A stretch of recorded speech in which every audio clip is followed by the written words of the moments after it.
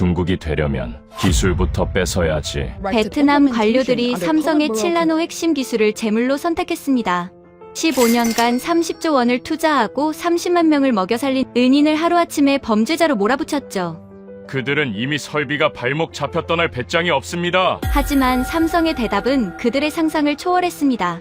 단 하룻밤 만에 공장이 통째로 증발했고 30만 명이 일자리를 잃었으며 국가 신용등급은 정크 수준으로 추락했습니다. 호의를 권리로 착각한 데가 그 참혹한 최후를 지금 바로 공개합니다. 저는 강서준입니다. 하노이에서 가장 잘나가는 글로벌 전략 컨설팅 펌 비전 아시아의 수석 파트너였죠. 베트남의 눈부신 경제 성장을 현장에서 지켜보며 이곳이 정말 제2의 중국이 될 거라 믿어 의심치 않았던 사람이었습니다. 저는 베트남의 젊은 노동력과 한국의 자본이 만났을 때 생기는 시너지를 사랑했습니다. 그래서 지난 10년 동안 수많은 한국 기업의 현지 진출을 도왔고 그 과정에서 훈장까지 받았었죠. 하지만 그날 새벽 제 믿음은 산산조각 났습니다. 새벽 4시였습니다. 침대 옆 협탁에서 진동하던 휴대폰 불빛이 아직도 생생합니다. 발신자는 삼성전자 베트남 법인장 한창호 전무였습니다. 평소라면 절대 연락할 시간이 아니었죠. 전화를 받자마자 들려온 건 한 전무님의 건조하고 차가운 목소리였습니다. 강 대표, 지금 당장 법인으로 와줘야겠습니다. 상황이 좋지 않습니다. 무슨 일이냐고 묻기도 전에 전화는 끊겼습니다. 저는 불길한 예감에 휩싸여 옷만 대충 걸쳐 입고 택시를 잡아탔습니다. 하노이의 새벽 공기는 습하고 무거웠습니다. 삼성전자 법인 사무실로 향하는 40분 동안 제 머릿속에는 온갖 시나리오가 스쳐 지나갔습니다. 공장 화재일까? 아니면 대규모 파업? 하지만 사무실에 도착해서 마주한 현실은 제 상상보다 훨씬 더 끔찍하고 교활한 것이었습니다. 회의실 공기는 얼음장처럼 차가웠습니다. 한창우 전무는 와이셔츠 소매를 걷어붙인 채 책상 위에 놓인 서류 한 장을 응시하고 있었습니다. 그 옆에는 법무팀장과 전략기획실장이 사색이 된 얼굴로 앉아 있었죠. 한 전무가 눈짓으로 서류를 가리켰습니다. 이게 오늘 새벽 산업통상부 차관 명의로 날아온 공문입니다. 저는 떨리는 손으로 서류를 집어들었습니다. 붉은색 관인, 베트남 정부의 공식 문서였습니다. 내용을 읽어내려가던 저도 모르게 헛웃음을 터뜨리고 말았습니다. 이건 협조 공문이 아니었습니다. 명백한 협박장이자 강도질 예고장이었으니까요. 환경 규제 강화 및 기술 표준화를 위해 삼성전자는 향후 사흘 내에 반도체 패키징 공정의 핵심 설계도와 7나노 공정 소스 코드를 정부에 제출하라. 이를 거부할 시 환경법 위반으로 간주하여 박린성 제2 공장의 가동을 전면 중단시킨다. 눈을 의심했습니다. 7나노 공정 소스 코드라니요. 이건 삼성전자의 심장이자 대한민국 반도체 산업의 영혼이나 다름없는 기밀입니다. 이걸 환경 규제를 핑계로 내놓으라니 말도 안 되는 억지였습니다. 게다가 기한은 단 사흘. 검토할 시간조차 주지 않겠다는 뜻이었습니다. 이건 미친 짓입니다, 전무님. 소스 코드를 내놓으라니요. 이걸 넘겨주는 순간 삼성은 끝입니다. 베트남 정부가 이걸 받아서 뭘 하려는 겁니까? 제 질문에 한 전무가 안경을 벗으며 낮게 읊조렸습니다. 빈페스트와 비에텔, 그들이 키우려는 자국 기업들에게 이식하려는 거겠죠. 최근 중국 기술진들이 산업부 청사를 드나든다는 첩보가 있었습니다. 아마도 중국 쪽에서 기술 이전을 조건으로 모종의 거래를 제안했을 겁니다. 베트남은 지금 자신들이 갑이라고 착각하고 있어요. 우리가 여기 깔아놓은 설비가 수십조 원이니 설마 철수하겠냐는 배짱인 겁니다. 한 전무의 말대로였습니다. 베트남은 최근 넥트 차이나라는 타이틀에 취해 있었습니다. 미중 무역 전쟁의 반사이익을 보며 전 세계 기업들이 베트남으로 몰려들자 그들은 자신들의 위치를 과대평가하기 시작했죠. 삼성은 그들에게 황금 알을 낳는 거위가 아니라 배를 갈라 황금을 꺼내야 할 돼지 저금통 정도로 보였던 겁니다. 대응하셔야 합니다. 국제재판소에 제소하고 한국 정부에도 알려야 해요. 이건 명백한 투자 협정 위반입니다. 제가 흥분해서 소리쳤지만 한 전무는 이상할 정도로 침착했습니다. 그는 자리에서 일어나 창밖을 바라보았습니다. 동이 트기 시작한 하노이의 하늘은 붉게 물들고 있었습니다. 강 대표, 저들이 간과한 게 하나 있습니다. 네, 그게 뭔데요? 삼성은 장사꾼입니다. 장사꾼은 믿지는 장사를 하지 않아요. 그리고 파트너가 신의를 저버리고 칼을 들이밀면 더 큰 칼을 준비하는 게 우리의 방식입니다. 한 전무는 책상 서랍 깊숙한 곳에서 검은색 가죽 파일 하나를 꺼내 제 앞에 던졌습니다. 파일 겉면에는 아무런 글씨도 쓰여 있지 않았습니다. 3년 전부터 준비해온 겁니다. 이 날이 올 줄 알았거든요. 강 대표가 좀 도와줘야겠습니다. 이 작전이 시작되면 베트남은 감당할 수 없는 대가를 치르게 될 겁니다. 저는 떨리는 손으로 파일을 열었습니다. 첫 페이지에 적힌 문구를 보는 순간 제 등골이 서늘해졌습니다. 그것은 단순한 철수 계획이 아니었습니다.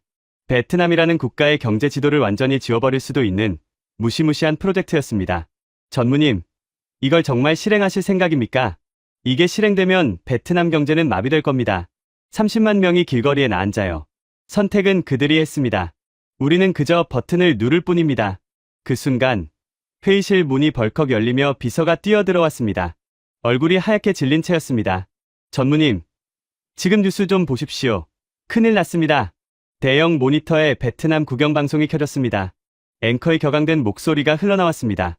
속보입니다.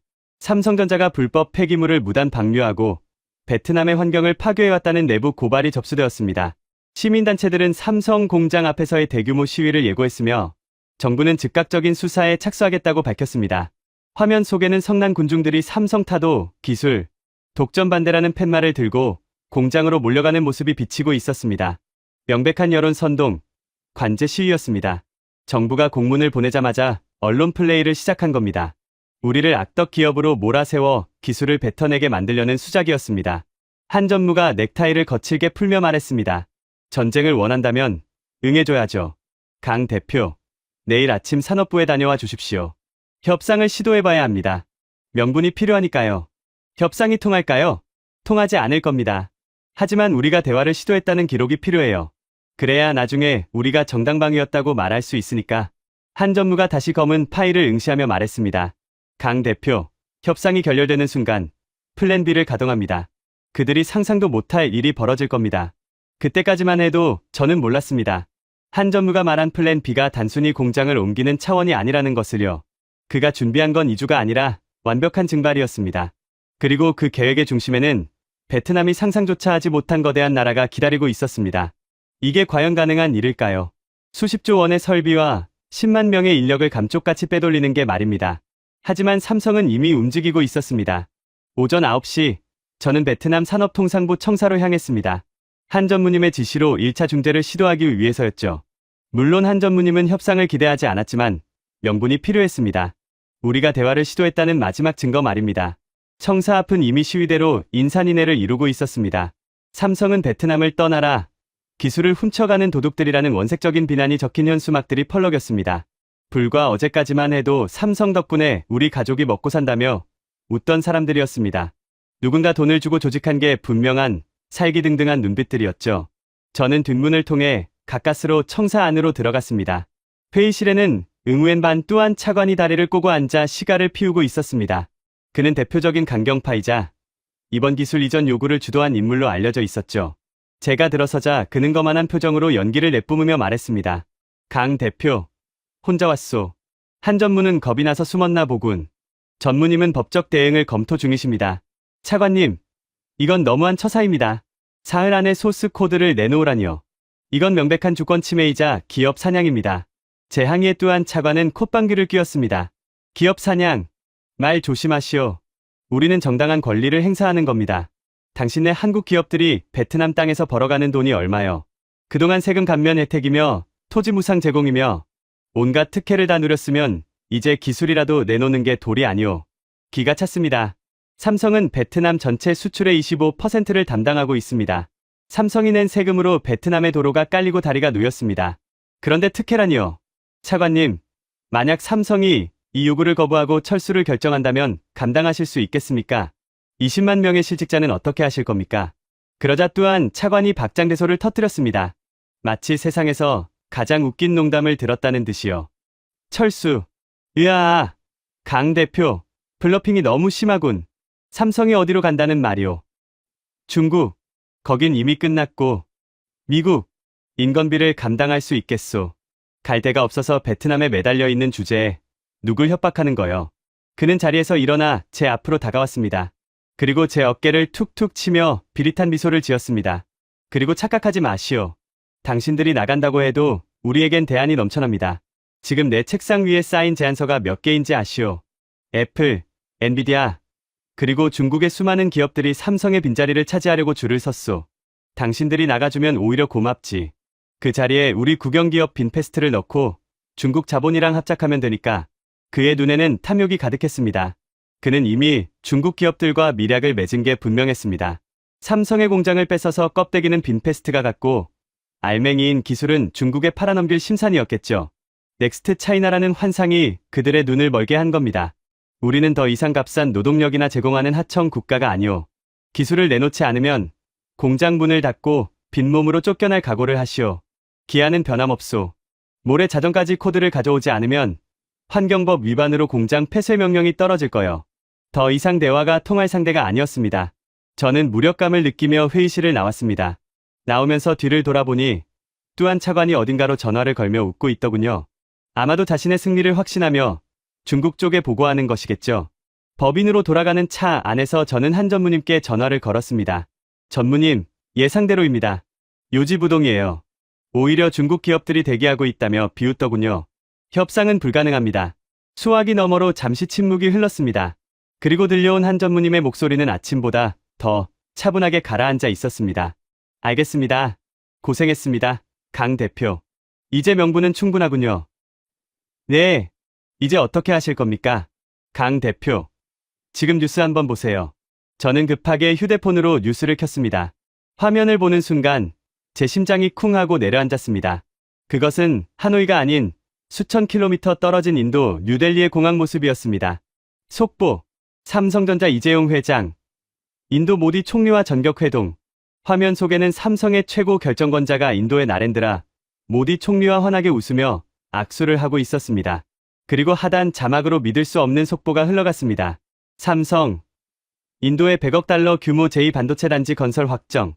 베트남 생산 물량의 80% 이전 합의. 단순한 공장 이전이 아니었습니다. 이건 국가 간의 거대한 딜이었습니다. 3년 전부터 준비했다던 플랜 B. 그 검은 파일의 정체가 바로 이것이었습니다. 베트남이 기술을 훔치려고 꼼수를 부리는 동안 삼성은 이미 지구 반대편에서 새로운 제국을 건설하고 있었던 겁니다. 하지만 의문이 남았습니다. 아무리 인도로 간다고 해도 지금 당장 베트남에 있는 저 거대한 설비들은 어떻게 한단 말인가. 뚜안 차관의 말대로 빈몸으로 쫓겨날 수도 있는 상황이었습니다. 공장 문을 닫는 순간 베트남 정부가 자산을 동결해버리면 수십조 원의 기계들은 고철 덩어리가 되고 맙니다. 그때 한 전무님이 전화를 끊기 전 마지막으로 남긴 말이 제 귓가를 때렸습니다. 강 대표. 그들이 쫓아내기 전에 우리가 먼저 문을 닫습니다. 오늘 밤 작전명 엑소더스를 실행합니다. 엑소더스. 대탈출. 그날 밤 박민성 삼성 공장에서는 전 세계 제조업 역사상 유례를 찾을 수 없는 기상천외한 작전이 펼쳐지기 시작했습니다. 그것은 이삿짐을 싸는 것이 아니었습니다. 베트남 정부의 뒤통수를 아주 시원하게 후려갈기는 그야말로 파괴적인 철수였습니다. 과연 삼성은 그 삼엄한 감시를 뚫고 어떻게 탈출했을까요? 그리고 이 소식을 들은 뚜안 차관의 표정은 어떻게 변했을까요? 진짜 지옥은 이제부터 시작됩니다. 그날 밤 10시 박민성 삼성 제1공장에 비상등이 켜졌습니다. 평소라면 야간 근무조만 남아있을 시간이었죠. 하지만 그날은 달랐습니다. 공장 전체에 긴급 소집령이 떨어진 겁니다. 저는 한 전무님의 요청으로 현장에 함께 있었습니다. 공장 대강당에 모인 건 한국인 관리자, 전원과 핵심 엔지니어 200여 명이었습니다. 입구에서 휴대폰을 전부 수거했어요.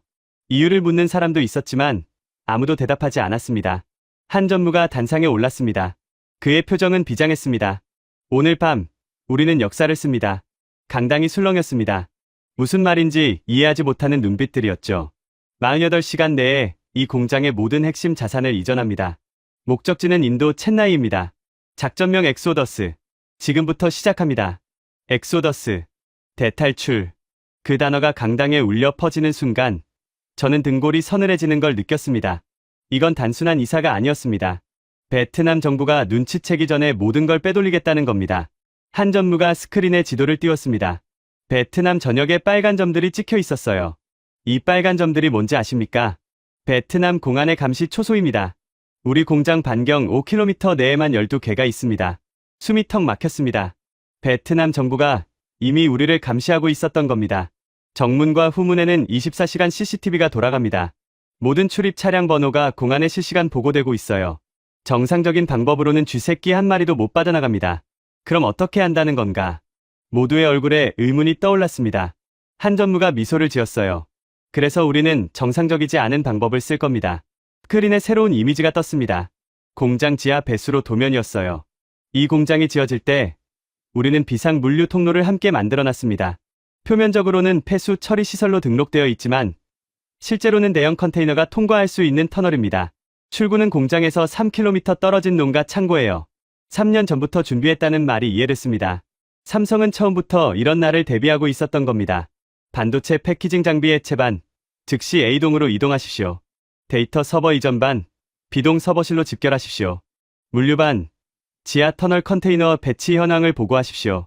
한 전무의 지시가 떨어지자마자 사람들이 움직이기 시작했습니다. 마치 오랫동안 연습해온 것처럼 질서정연했어요. 저는 A동 생산 라인으로 향했습니다. 그곳에서 벌어지고 있는 광경은 믿기 어려웠습니다. 7나노 공정의 핵심 장비들이 해체되고 있었어요.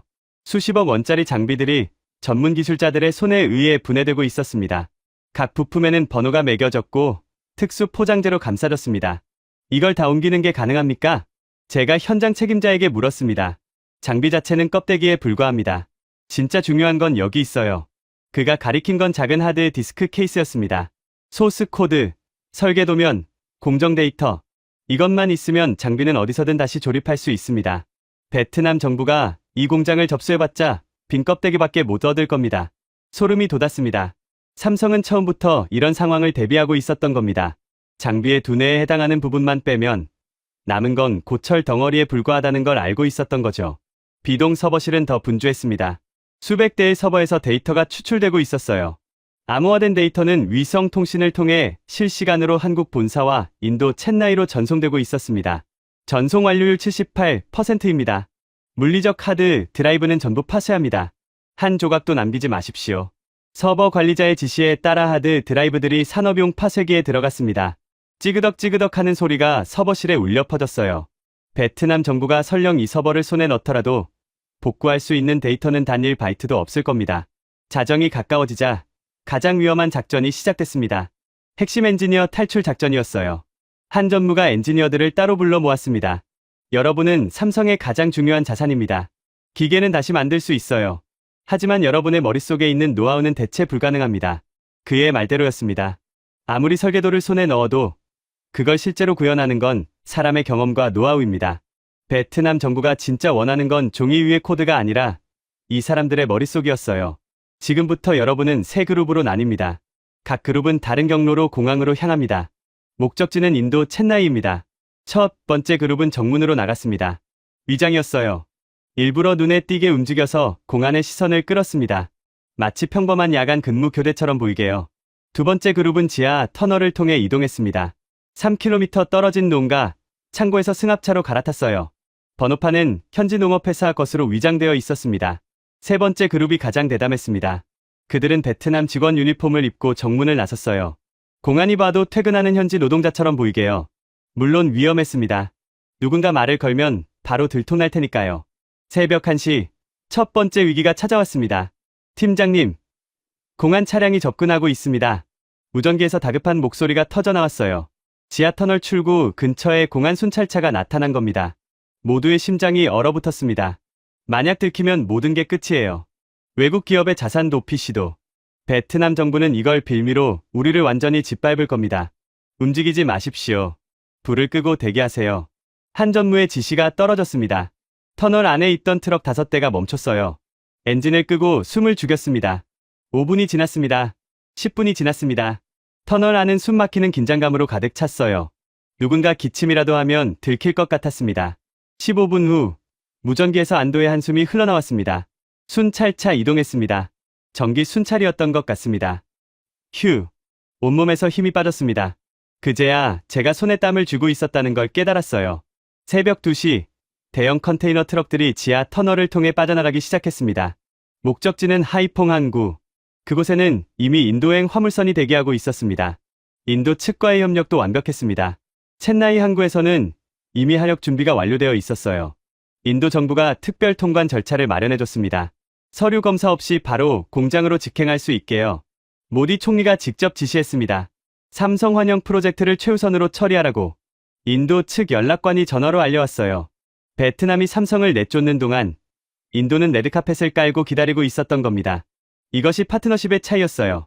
동시에 노이바이 공항에서는 한국인 엔지니어들의 출국이 진행되고 있었습니다. 그들은 삼성 직원 신분이 아닌 관광객 신분으로 출국했어요. 미리 준비된 가짜 여행 일정표, 호텔 예약 확인서까지 갖추고 있었습니다. 새벽 3시, 두 번째 위기가 찾아왔습니다. 공항으로 향하던 세 번째 그룹이 검문에 걸린 겁니다. 하노이 외곽 검문소에서 공안이 차를 세웠어요. 어디 가는 겁니까? 공안이 창문을 두드렸습니다. 차 안에는 한국인 엔지니어 8명이 베트남 직원 유니폼을 입고 타고 있었어요. 운전사는 미리 준비한 베트남인 직원이었습니다. 그가 능숙하게 대답했어요. 삼성 야간 근무조입니다. 노이바이 근처 기숙사로 돌아가는 중이에요. 공안이 뒷좌석을 힐끔 쳐다봤습니다. 어둠 속에서 8명이 고개를 숙이고 있었어요. 제발 말 걸지 마라. 모두가 속으로 기도했습니다. 삼성이요? 요즘 삼성 때문에 시끄럽던데. 공안이 비꼬듯 말했어요. 네, 저희도 모르겠습니다. 위에서 시키는 대로 일할 뿐이죠. 운전사가 능금맞게 대답했습니다. 공안이 잠시 망설였어요. 뒷좌석 사람들의 얼굴을 확인할까 말까. 시간이 멈춘 것 같았습니다. 가시오. 공안이 손을 흔들었습니다. 차가 천천히 출발했어요. 100m쯤 갔을 때 뒷좌석에서 누군가 작게 신음했습니다. 살았다. 새벽 4시, 가장 힘든 순간이 찾아왔습니다. 베트남 현지 직원들이 출근하기 시작한 거예요. 야간 근무조 교대 시간이었습니다. 공장 정문 앞에 오토바이들이 줄지어 들어왔습니다. 무슨 일이에요? 왜 트럭이 이렇게 많아요? 생산 라인이 왜 멈춰 있어요? 의아한 표정의 베트남 직원들. 그들의 눈에 비친 건 텅 빈 생산 라인과 분주하게 움직이는 한국인들이었습니다. 뭔가 심상치 않다는 걸 모두가 느꼈어요. 한 전무가 직접 나섰습니다. 공장 마당에 모인 베트남 직원들 앞에 선 그의 얼굴에는 복잡한 감정이 서려 있었습니다. 여러분께 드릴 말씀이 있습니다. 웅성거리던 군중이 조용해졌습니다. 삼성은 베트남 사업을 정리하기로 결정했습니다. 오늘부로 이 공장의 가동이 중단됩니다. 순간 정적이 흘렀습니다. 그리고 곧 비명과 울음소리가 터져나왔어요. 아니, 이게 무슨 소리예요? 우리는 어떻게 되는 겁니까? 10년을 일했는데 하루아침에 이럴 수가 있어요? 한 전무가 손을 들어 군중을 진정시켰습니다. 여러분의 퇴직금은 법정 기준의 2배를 지급하겠습니다. 재취업 지원 프로그램도 운영할 것입니다. 하지만 이 결정은 번복할 수 없습니다. 그의 목소리가 떨렸습니다. 10만 명의 삶이 걸린 결정이었으니까요. 미안합니다. 정말 미안합니다. 하지만 선택의 여지가 없었습니다. 여러분의 정부가 우리를 이 자리로 몰았습니다. 울부짖는 사람들, 주저앉아 통곡하는 사람들. 저는 그 광경을 바라보며 가슴이 찢어지는 것 같았습니다. 그들에게는 아무런 잘못이 없었어요. 그저 정부의 탐욕에 희생된 것뿐이었습니다. 한 여성 노동자가 한 전무에게 다가왔습니다. 눈물이 얼굴을 적시고 있었어요. 전무님, 저는 8년 동안 여기서 일했어요. 삼성이 제 인생을 바꿔줬습니다. 제발 다시 생각해주세요. 한 전무의 눈시울이 붉어졌습니다. 미안합니다. 정말 미안해요. 하지만 이건 제가 결정할 수 있는 문제가 아닙니다. 여러분의 정부에게 물어보세요. 왜 이렇게 됐는지를. 새벽 5시, 마지막 컨테이너 트럭이 공장을 빠져나갔습니다. 지하 터널을 통해 하이퐁 항구로 향하는 호송 행렬이었죠. 동시에 마지막 데이터 전송이 완료됐다는 보고가 들어왔습니다. 전송 완료율 100%. 모든 데이터가 안전하게 이전됐습니다. 새벽 6시, 노이바이 공항에서 반가운 소식이 왔습니다. 마지막 그룹까지 무사히 출국 수속을 마쳤다는 거예요. 하이퐁 항구에서도 화물선이 예정대로 출항했습니다. 작전명 엑소더스, 완벽한 성공이었습니다. 저는 텅 빈 생산 라인을 걸어봤습니다. 24시간 전만 해도 수천 명이 분주하게 일하던 곳이었어요. 지금은 기계의 잔해와 빈 선반만이 남아 있었습니다. 껍데기는 있지만 영혼은 사라진 공장. 7나노 공정 장비가 있던 자리에는 빈 공간만 남았습니다. 콘크리트 바닥에 장비 발자국이 선명했어요. 마치 공룡 화석처럼요. 여기에 수십조 원짜리 장비가 있었다는 흔적만 남은 거죠. 서버실은 더 처참했습니다. 렉은 그대로 있는데 서버는 하나도 없었어요. 형광등만 휑하게 켜진 빈 방. 베트남 정부가 이걸 손에 넣어봤자 아무 쓸모가 없을 겁니다. 한 전무가 제 옆에 섰습니다. 이제 그들이 발견할 차례입니다. 그의 목소리는 담담했지만 그 안에는 씁쓸함이 묻어 있었습니다. 강 대표, 우리가 너무한 걸까요? 아닙니다. 선택은 그들이 먼저 했습니다. 전무님은 그저 대응한 것뿐이에요. 한 전무가 고개를 끄덕였습니다. 맞아요. 장사꾼은 믿지는 장사를 하지 않습니다. 그리고 배신자에게는 배신의 대가를 치르게 하는 거죠. 동이 트기 시작했습니다.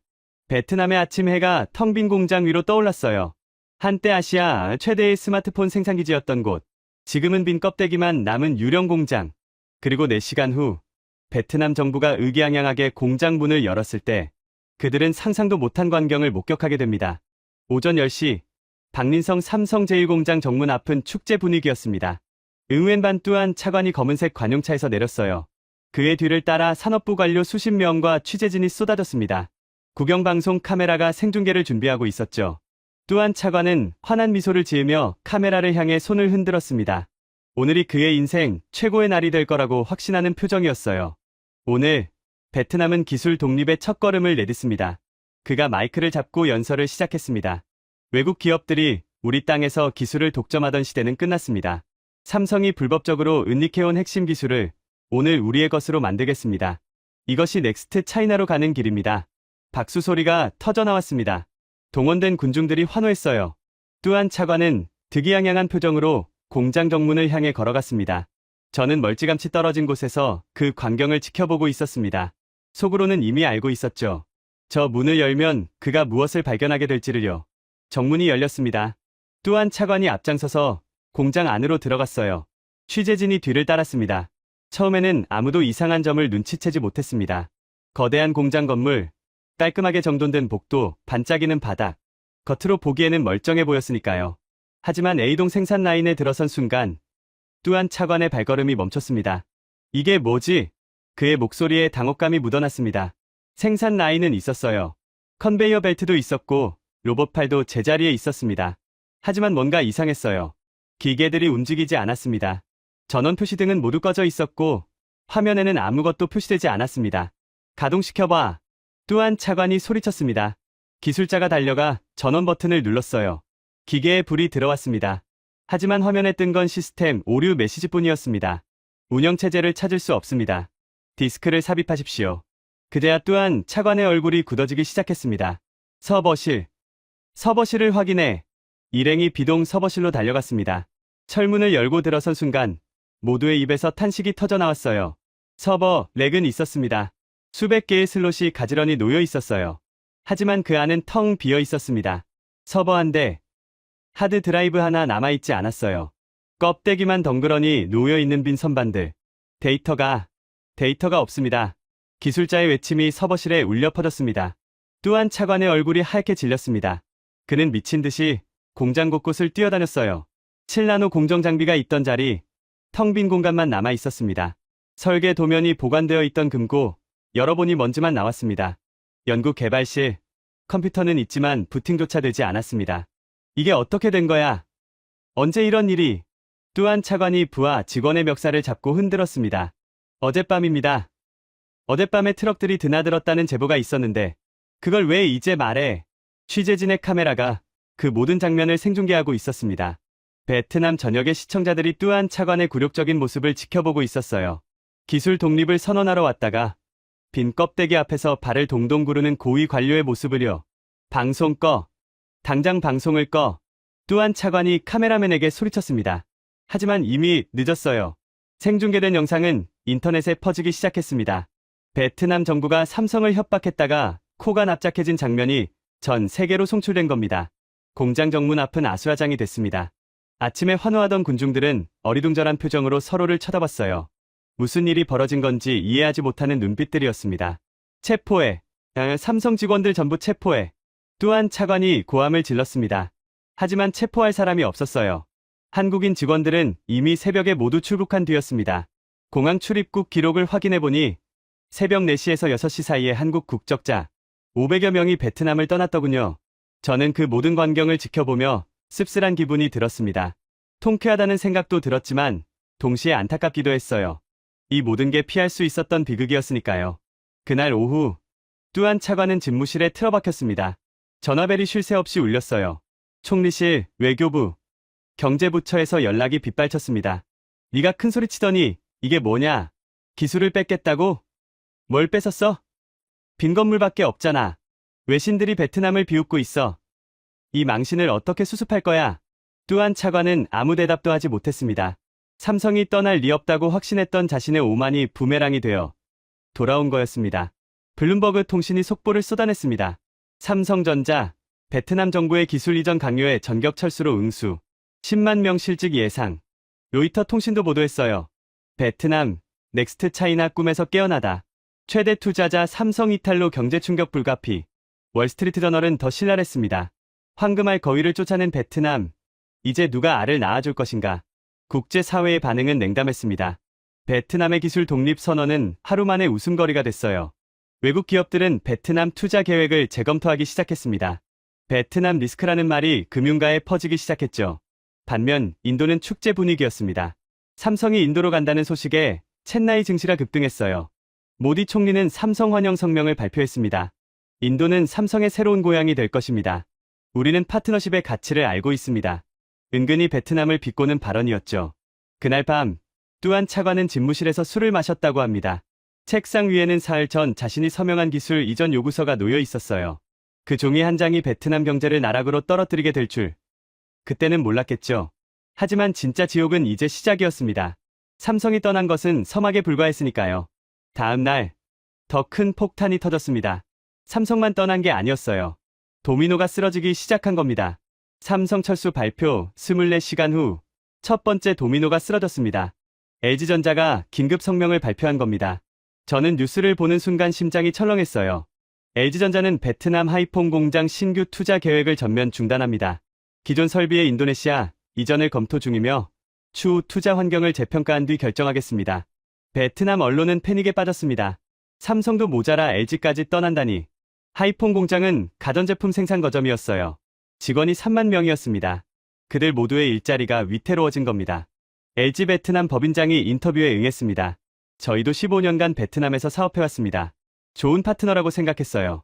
하지만 삼성 사태를 보면서 생각이 바뀌었습니다. 그가 한숨을 쉬었어요. 오늘 삼성한테 기술 이전을 요구하면 내일은 저희한테 요구하겠죠. 그 다음은 뭘 요구할까요? 공장을 통째로 내놓으라고 할 수도 있어요. 이런 불확실성 속에서 수조 원을 투자할 수는 없습니다. 같은 날 오후 두 번째 도미노가 쓰러졌습니다. 현대자동차가 발표했어요. 베트남 전기차 공장 건설 계획을 백지화합니다. 20억 달러 투자금은 인도로 변경될 예정입니다. 투자 환경의 불확실성이 너무 높아졌습니다. 20억 달러. 우리 돈으로 2조 6천억 원입니다. 그 돈이 베트남이 아닌 인도로 간다는 겁니다. 베트남이 그토록 원하던 전기차 산업의 꿈이 물거품이 된 순간이었어요. 현대차 관계자의 말이 인상적이었습니다. 자동차 산업은 한번 공장 지으면 최소 30년은 운영합니다. 30년 동안 베트남 정부가 어떻게 변할지 모르는데 어떻게 투자합니까? 오늘 환영하다가 내일 등에 칼 꽂을 나라에서요. 그 말이 베트남 전역에 퍼졌습니다. 등에 칼 꽂는 나라. 뼈아픈 표현이었지만 틀린 말도 아니었어요. 하지만 진짜 충격은 그 다음이었습니다. 한국 기업만 떠나는 게 아니었어요. 다른 나라 기업들도 움직이기 시작한 겁니다. 일본 소니가 발표했습니다. 베트남 카메라 부품 공장 증설 계획을 무기한 연기합니다. 대만 폭스콘도 따라왔어요. 베트남 신규 투자 계획을 재검토 중입니다. 인도와 멕시코를 대안으로 살펴보고 있습니다. 미국 인텔까지 경고했습니다. 베트남 반도체 패키징 공장 확장 계획을 보류합니다. 정책 환경이 안정될 때까지 신규 투자는 어렵습니다.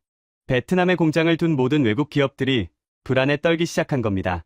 삼성이 당했으면 자기들도 당할 수 있다는 공포가 퍼졌어요. 블룸버그 통신이 특집 기사를 냈습니다.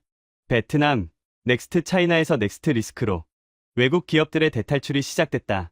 저는 그 기사를 읽으며 씁쓸했습니다. 불과 한 달 전만 해도 베트남은 투자자들의 천국이었어요. 지금은 피해야 할 위험 지역으로 전락한 겁니다. 한국 중소기업들의 집단 철수는 더 처참했습니다. 삼성협력업체 1200개가 동반 철수를 선언했어요. 부품업체, 포장업체, 물류업체, 식자재 납품업체까지 삼성을 중심으로 형성된 생태계 전체가 뿌리째 뽑히기 시작한 겁니다. 저는 그중 한 업체 사장을 만났습니다. 플라스틱 부품을 생산하던 중소기업이었어요. 강 대표님, 저희가 선택할 수 있는 게 없어요. 김 사장이 한숨을 쉬었습니다. 삼성이 우리 매출의 85%였습니다. 삼성이 떠나면 우리도 끝이에요. 따라갈 수밖에 없습니다. 직원들은 어떻게 하실 겁니까? 150명입니다. 다 정리해야죠. 미안하지만 어쩔 수 없어요. 그의 눈가가 붉어졌습니다. 10년 동안 함께 일해온 직원들을 하루아침에 내보내야 하는 심정이 어땠을까요? 또 다른 협력업체 박 사장도 만났습니다. 전자부품, 검사 장비를 납품하던 회사였어요. 15년 전에 삼성 따라서 베트남에 왔습니다. 박 사장이 담배를 깊이 빨았어요. 그때는 아무것도 없었어요. 맨 땅에서 시작했죠. 삼성이 성장하면서 저희도 컸습니다. 직원 20명에서 시작해서 지금은 300명이에요. 아니, 300명이었죠. 그가 쓴 웃음을 지었습니다. 어제 전 직원한테 공지했습니다. 한 달 뒤에 문 닫는다고. 울고불고 난리였어요. 저도 울었습니다. 15년을 같이 일한 사람들인데 인도로 따라가실 수는 없습니까? 자본이 없어요. 중소기업이 해외 이전하려면 최소 수십억 원이 필요합니다. 저희는 그런 여유가 없어요. 그냥 여기서 끝내는 수밖에요. 비슷한 상황이 1200개 업체에서 동시에 벌어졌습니다. 한국인 경영자들이 공장 문을 닫고 직원들에게 퇴직금을 쥐어주고 짐을 싸서 공항으로 향했어요. 하노이 노이바이 공항은 출국하는 한국인들로 붐볐습니다. 저도 공항에 가봤어요. 캐리어를 끌고 가는 가족들, 눈물을 흘리며 작별하는 연인들, 10년, 15년 동안 베트남에서 뿌리내리고 살아온 사람들이 하루아침에 쫓겨나듯 떠나고 있었습니다. 10년 동안 여기가 제2의 고향이었는데 한 교민이 인터뷰에서 말했어요. 정부가 우리를 적으로 만들었어요. 더 이상 여기서는 못 살겠습니다. 한국인들만 떠난 게 아니었습니다. 베트남 현지 협력업체들도 연쇄로 무너지기 시작했어요. 보 위민뚜언, 15년간 삼성에 부품을 납품해온 베트남 사업가입니다. 저는 그를 만났어요. 그의 공장은 박린 외곽에 있었습니다. 공장에 들어서는 순간 참담한 광경이 눈에 들어왔습니다. 기계들은 멈춰 있었고 노동자들은 텅 빈 작업대 앞에 앉아 멍하니 있었어요.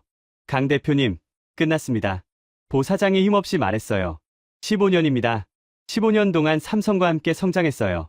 처음 시작할 때 직원이 20명이었는데 지금은 500명이에요. 아니, 500명이었죠. 그가 쓴 웃음을 지었습니다. 어제 삼성에서 연락이 왔어요. 모든 계약이 취소됐다고. 진행 중이던 주문, 예정된 납품, 전부 취소입니다. 저한테 남은 건 은행 빚뿐이에요. 어떻게 하실 겁니까? 파산 신청받게요. 500명한테 뭐라고 해야 할지 모르겠어요. 다들 저를 믿고 10년씩 일해온 사람들인데 그의 눈에서 눈물이 흘렀습니다. 티마이. 또 다른 협력업체 사장이었습니다. 삼성의 포장재를 납품하던 여성 기업인이었어요. 저는 삼성 덕분에 사업가가 됐습니다. 그녀가 말했어요. 10년 전에 삼성에서 협력업체 육성 프로그램을 했어요. 저는 그때 그냥 공장 노동자였습니다. 삼성이 창업 자금을 지원해주고 경영교육을 시켜줬어요. 그렇게 시작한 회사가 직원 200명 규모로 성장했습니다. 그녀의 눈가가 붉어졌어요. 그런데 이제 다 끝났어요. 삼성이 떠나니까 저도 끝입니다. 은행 대출이 300억 동 있어요. 갚을 방법이 없어요. 파산하면 집도 뺏기고 남편한테 이혼당할 것 같아요. 비슷한 상황이 1200개 협력업체에서 벌어졌습니다.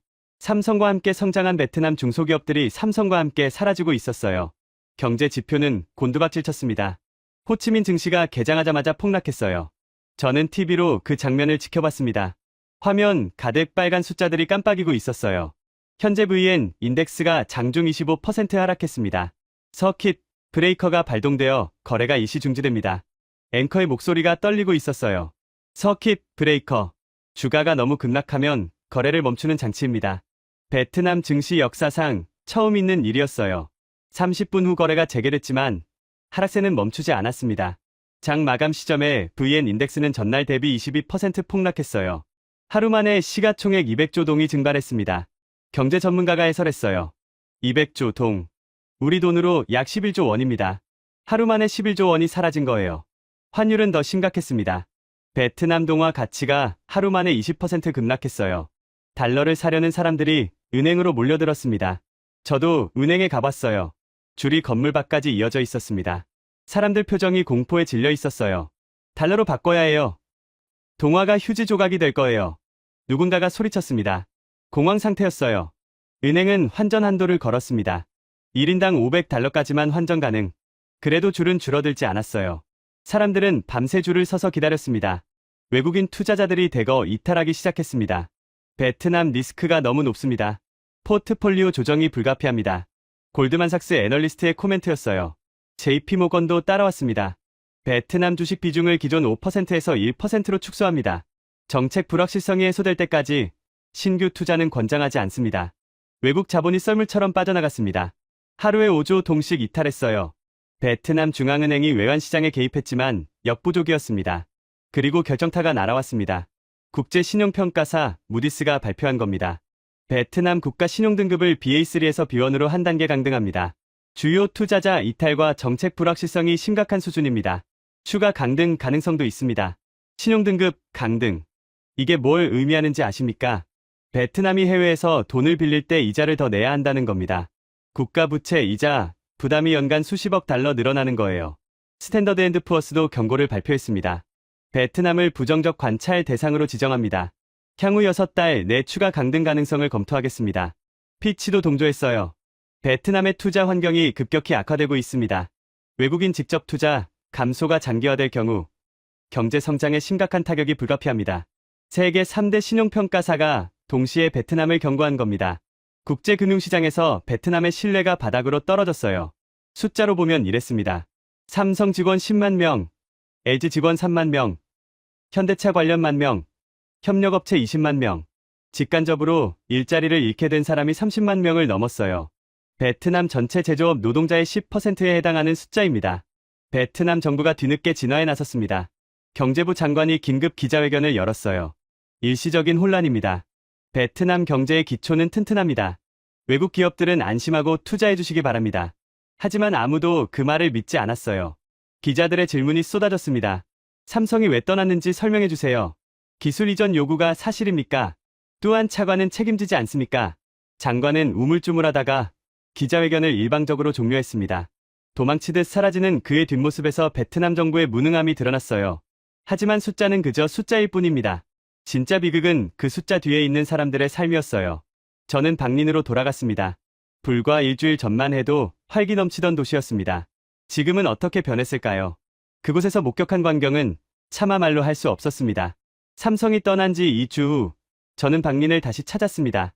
도시에 들어서는 순간 뭔가 이상하다는 걸 느꼈어요. 너무 조용했습니다. 평소 같으면 오토바이 경적 소리, 상인들의 호객 소리, 공장에서 울리는 기계음이 뒤섞여 있어야 했어요. 하지만 그날은 바람 소리밖에 들리지 않았습니다. 삼성 공장 앞 대로를 지나갔습니다. 출퇴근 시간인데도 도로가 텅 비어 있었어요. 예전에는 이 시간이면 오토바이가 물결을 이루며 공장으로 쏟아져 들어갔었죠. 지금은 가끔 지나가는 차 한 대가 전부였습니다. 공장 주변 상가 거리로 들어갔습니다. 처참했어요. 식당 절반 이상이 문을 닫았습니다. 셔터가 내려간 가게들이 줄지어 있었어요. 영업 중인 곳도 손님이 없어서 주인만 멍하니 앉아 있었습니다. 한 쌀국수 집에 들어갔어요. 예전에 삼성 직원들로 북적이던 곳이었습니다. 손님이 없어요. 주인 아주머니가 한숨을 쉬었어요. 일주일 동안 손님이 10명도 안 왔어요. 삼성 직원들이 다 떠났으니까 월세도 못 내고 있어요. 다음 달이면 저도 문 닫아야 할 것 같아요. 그녀의 식당은 20년 됐다고 했습니다. 삼성이 들어오면서 장사가 잘 됐고 아이들 대학까지 보냈대요. 그 모든 게 한 달 만에 무너지고 있었습니다. 편의점도 마찬가지였어요. 선반이 텅텅 비어 있었습니다. 물건 들여올 돈이 없어요. 점주가 말했어요. 손님도 없는데 재고를 왜 채워요? 그냥 남은 거 팔다가 접을 겁니다. 부동산 시장은 완전히 붕괴했습니다. 삼성 직원들이 살던 아파트 단지를 방문했어요. 입구마다 매물 광고가 덕지덕지 붙어 있었습니다. 하지만 사는 사람이 없었어요. 가격이 60% 떨어졌어요. 부동산 중개인이 말했습니다. 그래도 안 팔려요. 누가 지금 박린의 집을 사겠어요. 일자리가 없는데 아파트 단지 안은 더 처참했어요. 1000세대 중 절반 이상이 비어 있었습니다. 복도에는 이삿짐 박스가 쌓여 있었고 버려진 가구들이 나뒹굴었어요. 매일 이사 나가는 집이 있어요. 경비원이 말했습니다. 대출금 못 갚아서 쫓겨나는 거예요. 은행에서 압류하러 오면 짐 싸서 나가는 수밖에 없죠. 아이들 놀이터는 텅 비어 있었어요. 학교에 가보니 학생 수가 40%나 줄었다고 합니다. 학비를 낼 수 없어서 자퇴하거나 가족을 따라 다른 도시로 떠난 거예요. 저는 실직자들을 만나봤습니다. 팜티아, 삼성 박린 공장 8년 차 정규직이었던 여성입니다. 그녀는 박린의 중산층 성공 신화였어요. 삼성 덕분에 아파트를 사고 오토바이를 사고 아이를 좋은 학교에 보낼 수 있었죠.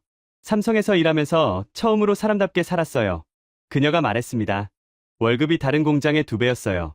복지도 좋았고 미래가 보였어요. 아이가 대학 가면 더 좋은 삶을 살 수 있을 거라고 생각했어요. 지금은 어떻습니까? 다 끝났어요. 그녀의 눈에서 눈물이 흘렀습니다. 아파트 대출금을 못 갚고 있어요. 석 달째 연체입니다. 곧 압류당할 것 같아요. 남편은 술을 마시기 시작했어요. 매일 밤 싸워요. 아이는 학원을 다 끊어야 했어요. 그녀가 고개를 떨구었습니다.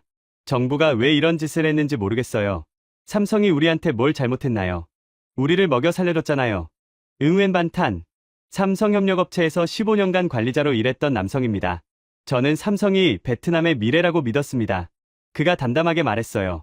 아들에게도 그렇게 말했어요. 열심히 공부해서 삼성에 들어가라고. 그게 성공하는 길이라고. 아드님은 지금 어떻습니까? 대학 진학을 포기했습니다. 학비를 낼 수가 없어요. 편의점 알바를 시작했어요. 그게 제가 해줄 수 있는 전부입니다. 그의 손이 떨리고 있었습니다. 사회적 혼란도 심각했습니다. 범죄율이 급증했어요. 경찰서장을 만났습니다. 절도 사건이 3배로 늘었습니다. 그가 말했어요. 실업자들이 생계형 범죄를 저지르고 있어요. 이해는 하지만 저희도 감당이 안 됩니다. 경찰 인력도 줄었거든요. 예산이 삭감됐습니다. 마약 문제도 터졌습니다. 절망에 빠진 젊은이들이 마약에 손을 대기 시작했어요. 병원에는 자해 환자가 늘었습니다. 자살률도 급증했다고 합니다. 그 와중에 중국 기업들이 몰려왔어요. 하이에나처럼요. 우리가 삼성 빈자리 채워드릴까요? 중국 업체 대표가 베트남 정부에 제안했습니다. 하지만 그들의 조건은 처참했어요. 임금은 삼성의 50%면 충분합니다. 고용 규모도 30%면 되고요. 기술 이전이요? 무슨 소리입니까? 우리는 조립만 할 겁니다. 베트남 노동자들은 분노했습니다. 삼성은 우리를 사람으로 대우했어요. 중국 기업은 기계 취급합니다. 한 실직자가 말했어요. 한국 기업이 얼마나 좋았는지 이제 알겠어요. 그때는 몰랐어요. 있을 때 잘할 걸. 저는 텅 빈 삼성 공장 앞에 섰습니다. 한때 10만 명이 일하던 곳이었어요. 지금은 경비원 몇 명만 남아서 빈 건물을 지키고 있었습니다. 이 모든 게 막을 수 있었던 비극입니다. 탐욕이 30만 명의 삶을 무너뜨렸어요. 한 정치인의 야망이 수십만 가정을 파탄냈습니다. 그리고 마침내 버티던 베트남 정부가 무너지기 시작했습니다. 또한 차관에게 책임을 묻는 목소리가 터져나왔어요. 베트남 국회가 긴급 소집됐습니다. 안건은 단 하나였어요. 삼성 사태 책임 규명. 저는 국회 방청석에서 그 장면을 직접 지켜봤습니다. 청문회장은 살기등등한 분위기였어요. 여야 의원들 할 것 없이 모두 분노에 차 있었습니다. 응웬반 또한 차관이 증인석에 앉았습니다. 한 달 전만 해도 차기 지도자 후보로 촉망받던 인물이었죠. 넥스트 차이나를 외치며 삼성을 협박하던 그 당당한 모습은 온데간데 없었어요. 지금은 고개를 숙인 채 땀을 흘리고 있었습니다.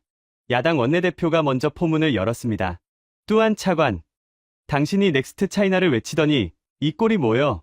마이크가 찢어질 듯한 고함이었어요. 30만 명이 실직했습니다. 국가 신용등급이 강등됐어요.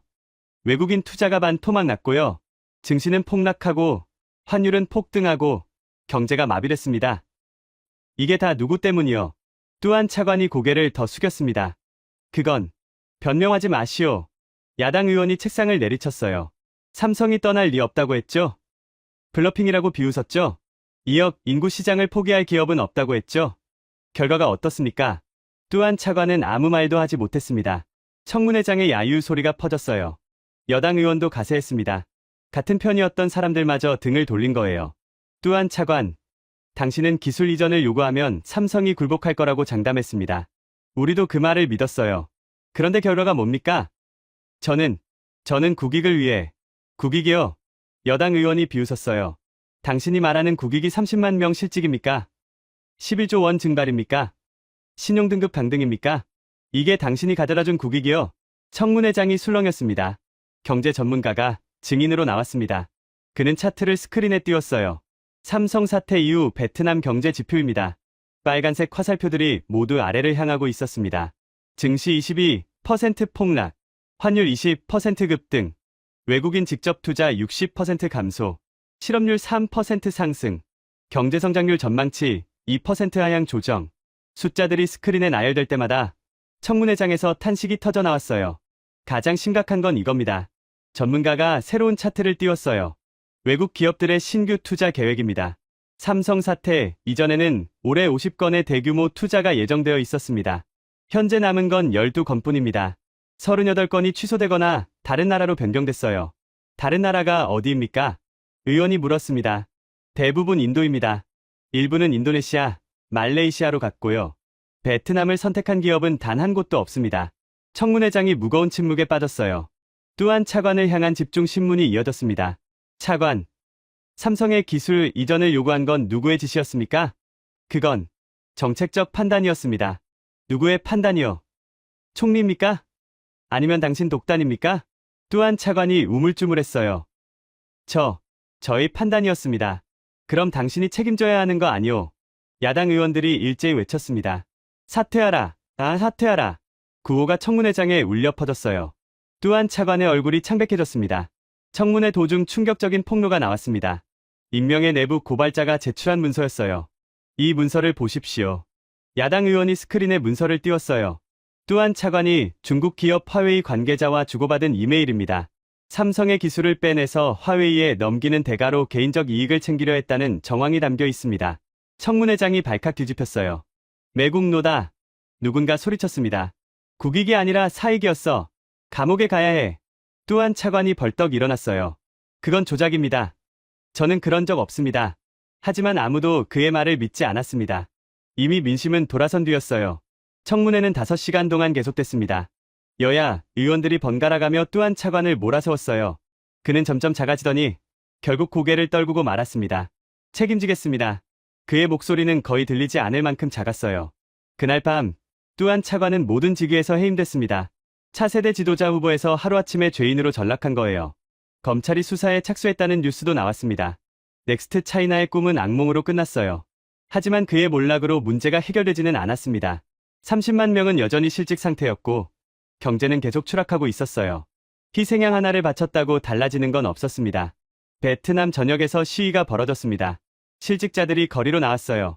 정부는 책임져라. 우리 일자리를 돌려달라. 삼성을 돌아오게 해라. 하노이 정부 청사 앞에는 매일 수천 명이 모였습니다. 경찰이 바리케이드를 쳤지만 시위대는 물러서지 않았어요. 한 실직자가 인터뷰에 응했습니다. 저는 10년 동안 삼성에서 일했어요. 집도 사고, 차도 사고, 아이도 대학 보냈어요. 그런데 정부가 삼성을 쫓아냈어요. 이제 저는 뭘로 먹고 삽니까? 그의 눈에서 눈물이 흘렀어요.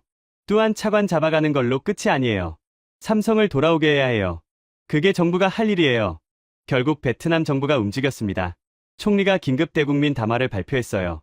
저는 TV로 그 장면을 지켜봤습니다. 총리의 얼굴에는 피로와 굴욕이 가득했습니다. 존경하는 국민 여러분. 총리가 입을 열었어요. 목소리가 떨리고 있었습니다. 정부가 심각한 실수를 저질렀습니다. 믿을 수 없었습니다. 베트남 최고 지도자가 공개적으로 잘못을 인정하다니 이례적인 일이었어요. 우리는 소중한 파트너를 잃었습니다. 삼성은 15년간 베트남과 함께 성장한 동반자였습니다. 30조 원을 투자하고 30만 개의 일자리를 만들어줬습니다. 우리는 그 가치를 제대로 평가하지 못했습니다. 총리가 고개를 숙였어요. 호의를 권리로 착각했습니다. 파트너를 협박 대상으로 여겼습니다. 그 오만의 대가를 지금 온 국민이 치르고 있습니다. 그의 눈가가 붉어졌어요.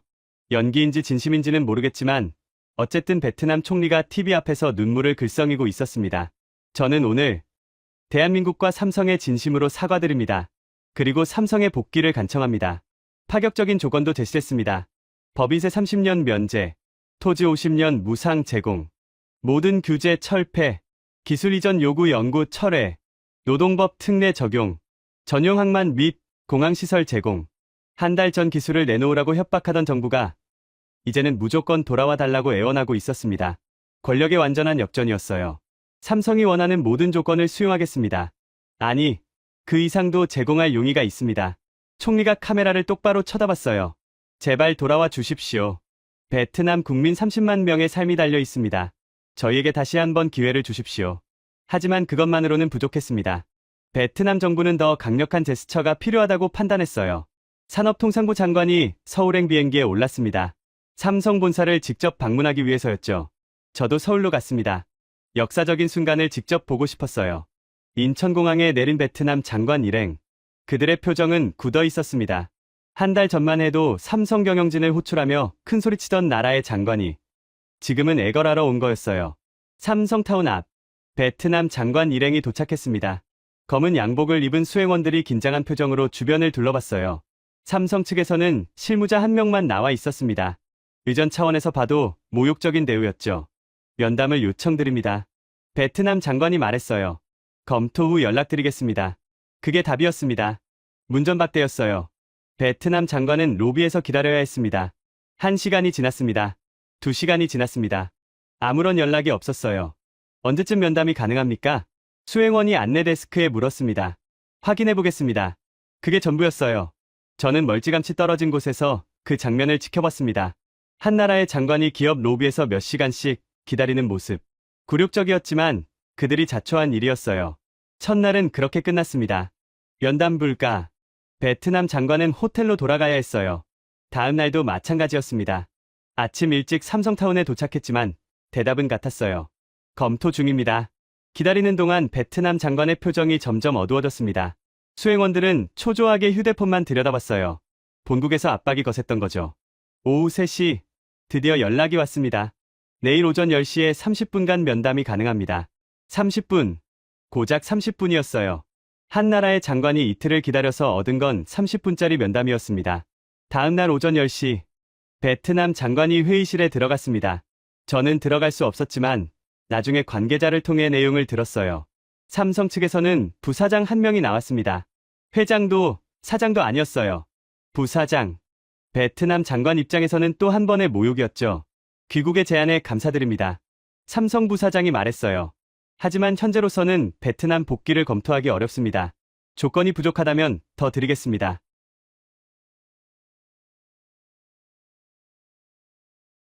한 달 전에 기술을 내놓으라고 협박하던 정부가 지금은 무조건 돌아오라고 합니다. 다음 달에는 또 무슨 말을 할까요? 내년에는요? 베트남 장관이 입을 열지 못했어요. 우리는 인도에서 새로운 파트너를 찾았습니다. 모디 총리는 우리를 환영해줬어요. 기술을 빼앗으려 하지 않았습니다. 함께 성장하자고 했습니다. 그게 파트너십입니다. 저희도 변했습니다. 다시는 그런 일이 변했다는 걸 어떻게 믿습니까? 부사장이 차갑게 물었어요. 말로는 누구나 할 수 있습니다. 저희는 행동을 봐야 합니다. 최소 5년, 아니 10년은 지켜봐야 합니다. 그동안 베트남이 정말 변했는지를요. 면담은 30분도 채 안 돼서 끝났습니다. 베트남 장관은 아무것도 얻지 못했어요. 회의실을 나온 베트남 장관의 얼굴은 허탈함 그 자체였습니다. 이틀을 기다려서 들은 건 거절뿐이었어요. 하지만 그는 빈손으로 돌아갈 수 없었습니다. 뭔가 보여줘야 했어요. 그래서 선택한 게 공개 사과였습니다. 삼성타운 앞에서 긴급 기자회견이 열렸습니다. 한국 언론뿐 아니라 전 세계 취재진이 몰렸어요. 모두가 이 순간을 기다리고 있었습니다. 베트남 장관이 마이크 앞에 섰습니다. 그의 손이 떨리고 있었어요. 저는 오늘 대한민국 국민 여러분과 삼성의 진심으로 사죄드립니다. 그가 허리를 굽혔습니다. 90도 인사였어요. 그리고 한동안 허리를 펴지 않았습니다. 카메라 플래시가 터졌습니다. 전 세계가 이 장면을 지켜보고 있었어요. 넥스트 차이나를 외치며 삼성을 협박하던 나라가 삼성 본사 앞에서 고개를 숙이는 모습을요. 저희가 잘못했습니다. 장관이 고개를 든 채 말했어요. 눈가가 붉어져 있었습니다. 호의를 권리로 착각했습니다. 파트너를 적으로 만들었습니다. 그 오만의 대가를 지금 치르고 있습니다. 그가 다시 허리를 굽혔어요. 제발 돌아와 주십시오. 베트남 국민 30만 명의 삶이 달려 있습니다. 저희에게 다시 한번 기회를 주십시오. 통쾌했습니다. 솔직히 말하면 통쾌했어요. 은혜를 원수로 갚으려던 자들이 고개를 숙이는 모습이, 한 달 전만 해도 큰 소리치던 자들이 애걸하는 모습이, 하지만 동시에 씁쓸하기도 했습니다. 이 모든 게 피할 수 있었던 비극이었으니까요. 기자회견이 끝나고 베트남 장관은 공항으로 향했습니다. 귀국길이었어요. 빈손이었습니다. 다음 날, 삼성이 공식 성명을 발표했습니다. 베트남 정부의 사과와 제안에 감사드립니다. 여기까지는 좋았어요. 하지만 그 다음 문장이 문제였습니다. 그러나 현재로서는 베트남 복귀 계획이 없습니다. 가슴이 철렁했습니다. 저만 그런 게 아니었을 거예요. 베트남 전역이 충격에 빠졌습니다. 인도 첸나이 생산기지가 이미 정상 가동 중입니다. 베트남에서 이전한 물량의 100%를 소화하고 있습니다. 현 시점에서 생산기지 변경은 비효율적입니다. 냉정한 비즈니스 논리였습니다. 하지만 그 안에 더 깊은 메시지가 담겨 있었어요. 신뢰는 돈으로 살 수 없습니다. 한번 깨진 신뢰를 회복하려면 오랜 시간이 필요합니다. 저희는 베트남의 변화를 지켜보겠습니다. 파격적인 조건도 간곡한 사과도 소용없었습니다. 삼성은 돌아오지 않았어요. 베트남 장관은 빈손으로 귀국했습니다. 노이바이 공항에서 내리는 그의 표정은 허탈함 그 자체였어요. 공항에는 기자들이 몰려 있었습니다. 삼성이 거절했다는데 사실입니까? 이제 어떻게 할 겁니까? 30만 실직자는 어떻게 합니까? 장관은 아무 대답도 하지 못했어요. 고개를 숙인 채 차에 올랐습니다. 그 모습이 TV로 생중계됐어요. 베트남 국민들의 분노가 폭발했습니다. 무능한 정부. 삼성 하나 못 잡으면서 무슨 넥스트 차이나야. 사퇴하라. 너 전부 사퇴. 소셜미디어에 비난이 쏟아졌어요. 정부 지지율이 곤두박질 쳤습니다. 이것이 호의를 권리로 착각한 대가입니다. 은혜를 원수로 갚으려 한 결말입니다. 한국 기업을 건드리면 어떻게 되는지 베트남은 뼈저리게 배웠습니다. 하지만 이 이야기에는 아직 끝나지 않은 부분이 있습니다. 삼성이 떠난 지 1년이 지났습니다. 저는 다시 박린을 찾았어요. 도시는 여전히 상처투성이었습니다. 하지만 조금씩 회복의 조짐이 보이고 있었어요. 삼성 공장 건물은 아직 그 자리에 있었습니다. 텅 비어 있지만 완전히 버려진 건 아니었어요. AS 센터가 운영되고 있었습니다. 직원 3,000명이 아직 일하고 있었죠. 완전히 떠난 건 아닙니다. AS 센터 책임자가 말했어요. 본사에서 베트남 시장을 완전히 포기하지는 않았습니다. 기존 고객 서비스는 계속하고 있어요. 작은 희망이었습니다. 삼성이 최소한의 발판은 남겨둔 거였어요. 인도 첸나이의 삼성 공장은 대성공이었습니다. 베트남에서 이전한 생산 라인이 100% 가동되고 있었어요.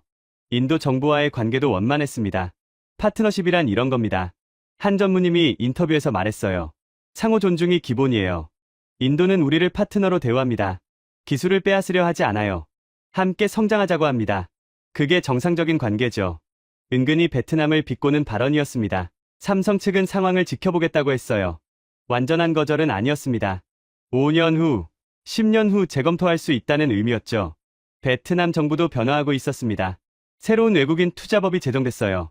기술 이전 강요 금지, 자산 보호 강화, 분쟁 해결 절차 명확화, 삼성 사태가 남긴 교훈이 법으로 만들어진 거였습니다. 하지만 상처는 쉽게 아물지 않았어요. 30만 명 중 상당수는 아직 새 일자리를 찾지 못했습니다. 돌아온 한국 기업은 거의 없었어요. 한번 깨진 신뢰는 그렇게 쉽게 회복되지 않았습니다. 저는 이 1년 동안 많은 생각을 했습니다. 호의가 계속되면 권리인 줄 압니다. 이건 진리예요. 베트남은 삼성의 투자를 당연하게 여겼습니다. 15년간 받아온 혜택을 권리로 착각했어요. 그 오만이 재앙을 불렀습니다. 신뢰는 쌓기에는 오래 걸리지만 무너지는 건 순간입니다. 15년 동안 쌓은 관계가 한 달 만에 무너졌어요. 회복하는 데는 얼마나 걸릴까요? 아무도 모릅니다. 한국 기업의 진정한 가치를 저는 이번에 다시 깨달았습니다. 삼성은 단순히 돈만 벌고 떠나는 기업이 아니었어요. 현지인을 고용하고 기술을 전수하고 함께 성장했습니다. 그 가치를 베트남은 잃고 나서야 알았습니다. 하지만 한국 기업들도 배운 게 있을 겁니다. 배신에는 단호하게 대응해야 한다는 것. 삼성은 협상 대신 철수를 선택했어요. 그 결단력이 결국 승리를 가져왔습니다. 저는 두 나라 사이에서 다리를 놓는 사람입니다. 그래서 이 사태가 더 가슴 아팠습니다. 언젠가 다시 손잡을 날이 올 거라 믿습니다. 베트남이 진정으로 변하고 신뢰가 회복되면 한국 기업들도 다시 돌아올 수 있을 거예요. 그날을 위해 저는 계속 이 자리를 지키겠습니다. 다리를 놓는 사람으로서 두 나라의 화해를 위해 노력하겠습니다. 마지막으로 이것만은 꼭 말하고 싶습니다. 대한민국 기업을 건드리면 어떻게 되는지 오늘 이 이야기가 그 답입니다. 호의를 권리로 착각하면 그 대가는 상상 이상으로 처참합니다. 삼성이 보여준 건 굴복이 아니라 자존심이었습니다. 우리 기업들이 세계 어디서든 당당하게 사업할 수 있기를 바랍니다. 파트너로서 존중받고 함께 성장하는 관계를 만들어가기를 바랍니다. 그것이 진정한 글로벌 기업의 모습이니까요. 지금까지 넥스트 차이나를 외치며 삼성의 기술을 탐하던 베트남의 참혹한 최후를 보셨습니다. 30만 명의 일자리, 국가 경제의 4분의 1, 그 모든 것이 탐욕의 대가로 사라졌습니다. 호의를 권리로 착각한 대가, 은혜를 원수로 갚은 결말, 이것이 대한민국 기업을 건드리면 벌어지는 일입니다. 오늘 이 이야기가 통쾌하셨다면 댓글창에 인과응보 네 글자만 남겨주세요. 여러분의 댓글이 모여 이 영상을 전 세계로 퍼뜨립니다. 한국 기업의 진짜 가치를 알리는 데 동참해주세요. 구독과 좋아요, 알림 설정까지 부탁드립니다. 다음에도 더 통쾌한 이야기로 찾아뵙겠습니다.